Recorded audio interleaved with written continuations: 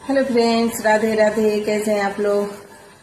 तो कल मेरा मैरिज एनिवर्सरी था, तो अच्छे से पार्टी उठी रात में। बच्चे लोग देखिए बैलून वैलून सब सजाए हैं और केक भी काटे हैं। तो कल मेरा फास्टिंग था और उनका छुट्टी भी खत्म हो गया था, तो उनको जाना भी था। तो केक को कटिंग करके सारा पार्टी उटी मना लिए हैं। वो ड्यूटी भी चले गए हैं और मेरा कल फास्टिंग था, तो कल हम नहीं खाना खाए थे। तो मैं अभी खाने वाली हूँ, आपको दिखा रही हूँ। अभी देखिए मेरा खाना। तो देखिए रात वाला खाना बचा हुआ है।